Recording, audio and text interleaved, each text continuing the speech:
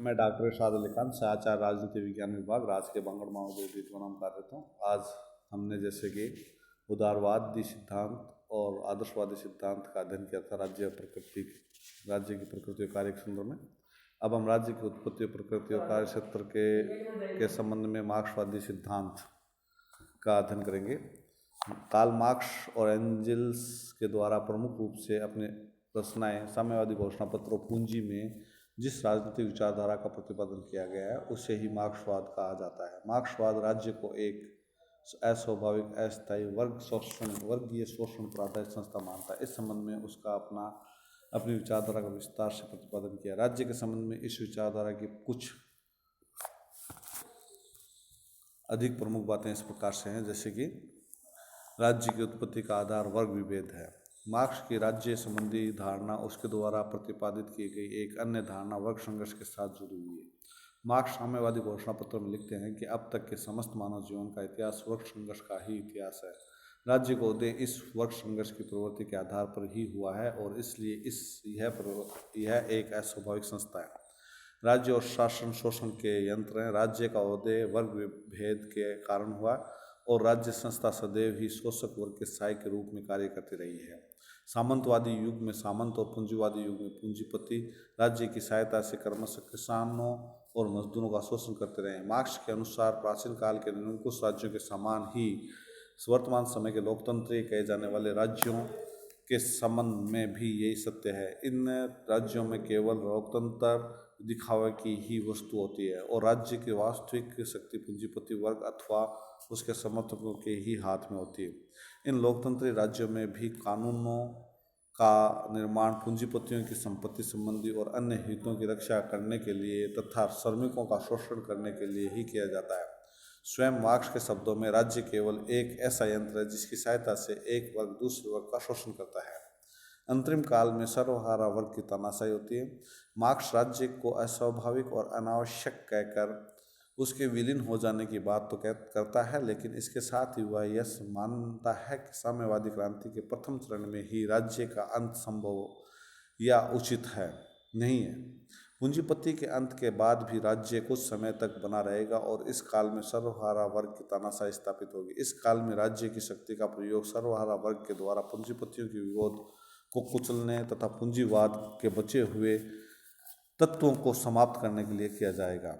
Marks ने साम्यवादी घोषणा पत्र में कहा है कि अंतरिम काल में सर्वहारा वर्ग की तानाशाही, सरकार द्वारा व्यक्तिगत संपत्ति और पैतृक अधिकारों की समाप्ति, यातायात और संवाद वाहन के साधनों का राष्ट्रीयकरण तथा पूंजीपतियों की जमा पूंजी को समाप्त करने के कठोर कदम उठाए जाने चाहिए। मार्क्स सर्वहारा वर्ग की तानाशाही को ही वास्तविक लोकतंत्र मानता था, जो भारी बहुसंख्या की जागृति और स्वतंत्र व्यवस्था है।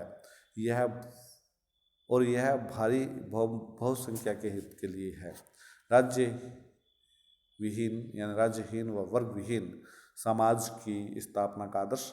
मार्क्स राज्य का अस्तित्व वर्ग संघर्ष के कारण मानते हैं और उनके अनुसार राज्य एक स्थायी संस्था नहीं, अतः उनका विचार है कि सर्वहारा वर्ग की तानाशाही के बाद जब विरोधी वर्गों के अंत हो जाएगा तो राज्य की सत्ता का भी अंत हो जाएगा और राज्य विहीन और वर्ग विहीन समाज की स्थापना के बाद से ही वास्तविक साम्यवादी समाज का प्रारंभ होगा।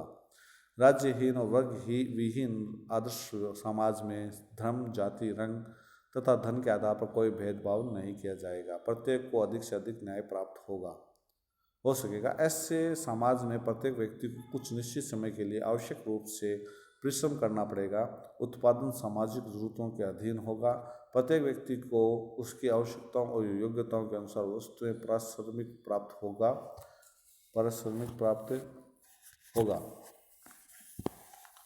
और जो व्यक्ति कार्य करने योग्य नहीं होंगे उनके लिए सामाजिक सहायता और सामाजिक बीमे की व्यवस्था की जाएगी। राष्ट्रवाद का विरोध, अंतर्राष्ट्रीयवाद का समर्थन। मार्क्स राष्ट्रवाद को अस्वीकार करता है और उसका विचार है कि मजदूरों का कोई देश नहीं होता।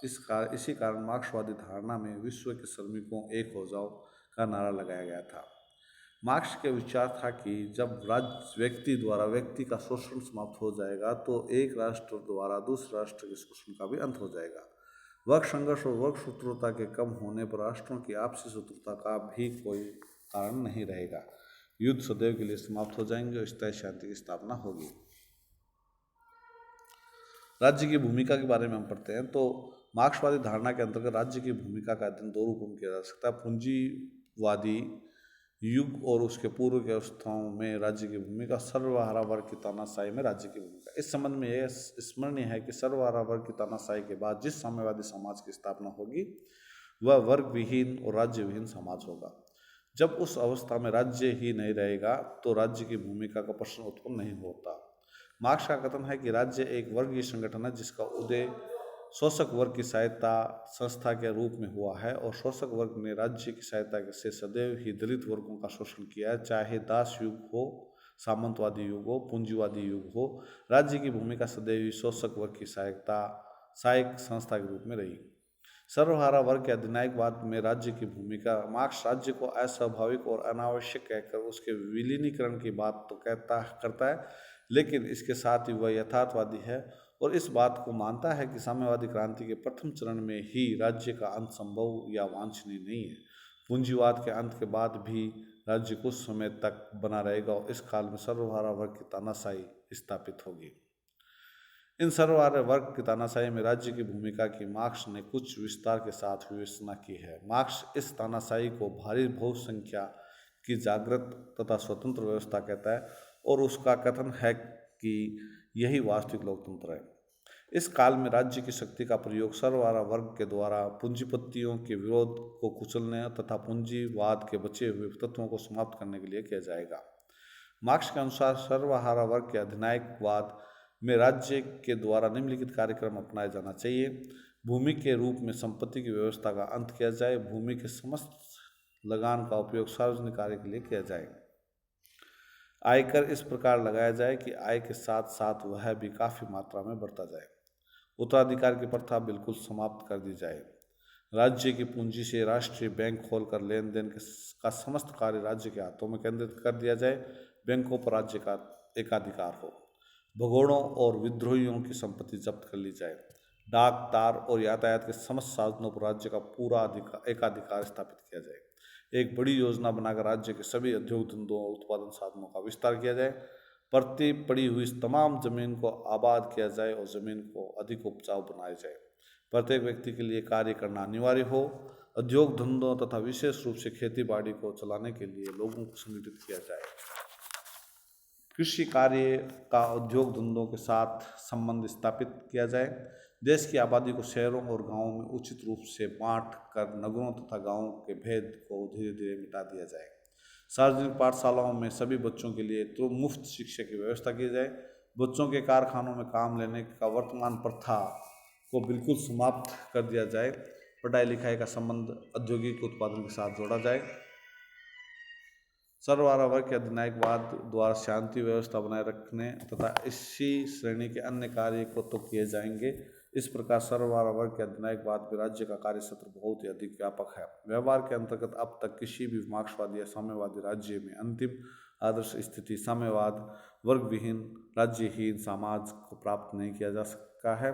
इस प्रकार यह कहा जा सकता है कि सैद्धांतिक स्थिति चाहे जो भी हो, व्यवहार के अंतर्गत मार्क्सवादी धारणा को अपनाने वाली व्यवस्थाओं में राज्य की भूमिका बहुत अधिक व्यापक और बहुत अधिक महत्वपूर्ण है। आलोचना के रूप में हम ये कह सकते हैं कि राज्य की मार्क्सवाद की, जिसमें एक राज्य एक वर्गीय संगठन नहीं वरन एक नैतिक संगठन। मार्क्सवादी धारणा के अनुसार राज्य एक ऐसा वर्गीय संगठन है जिसका प्रयोग पूंजीपति वर्ग श्रमिक वर्ग को शोषण करने के लिए करता है, किंतु आलोचकों के अनुसार राज्य एक वर्गीय संगठन नहीं वरन एक नैतिक संगठन जिसका उद्देश्य मानवीय व्यक्तित्व का विकास है। राज्य का आधार शक्ति नहीं वरन इच्छा है। कुछ राज्य भले ही शोषक वर्ग के सहायक के रूप में कार्य करते हों, किंतु सभी राज्यों के संबंध में इस प्रकार की बात नहीं की जा सकती। सेबाइन के सिद्धांत की ये राज्य केवल शोषक का एजेंट है, एक क्रांतिकारी अल्पमत का प्रचारक मात्र है। प्रचार मात्र यह ऐसा सिद्धांत नहीं जिस पर कोई शासन कार्य करे। एक आलोचक ये कहता है कि एक राज्य को एक वर्गीय संगठन मानकर चलाना एक दुर्भावनापूर्ण विचार है। वर्तमान राज्य सर्वहारा वर्ग का शत्रु ना होकर मित्र है, यानी कि मार्क्सवादी धारणा में राज्य का सर्वहारा वर्ग का शत्रु बताया गया, किंतु वास्तव में बाद में इतिहास की धारणा पुष्टि नहीं हुई। पिछले 65 सालों में विश्व के लगभग सभी राज्यों द्वारा कल्याणकारी राज्य के विचार स्वीकार कर लिया गया। अमेरिका तथा पश्चिमी यूरोप के सभी देशों में श्रमिकों के हित में अनेक कानूनों का निर्माण किया गया है, जैसे कि श्रमिकों के कार्य अवकाश के घंटे निश्चित किए गए, उनके न्यूनतम वेतन की व्यवस्था की गई, बेकारी, बीमारी, बुढ़ापे की अवस्था में उनकी सहायता योजना बनाई गई, शोषण के साधन के रूप में नहीं। इन राज्य श्रमिकों को शोषण के साधन के रूप में नहीं वरन उसके उत्थान और कल्याण के प्रमुख साधन के रूप में कार्य कर रहा है। राज्य अस्थायी नहीं वरन स्थायी है। मार्क्सवादी धारणा में राज्य को एक अस्थायी संस्था मानकर निश्चित रूप से उनके विलीनीकरण की धारणा को व्यक्त किया गया है। साम्यवादी ने 1917 में ईस्वी में सोवियत रूस में सत्ता प्राप्त की। कुछ समय बाद उन्होंने तथाकथित बुर्जुआ वर्ग को भी समाप्त कर दिया, लेकिन इस साम्यवादी व्यवस्था में राज्य समाप्त होने के बजाय अधिक से अधिक शक्तिशाली होता चला गया। चीन आदि साम्यवादी राज्यों के संबंध में स्थिति रही है। राज्य के विलीनीकरण की धारणा कल्पित ही है, वास्तव में ऐसा नहीं होता। जैसे कि यद्यपि मार्क्स के द्वारा सेंट साइमन,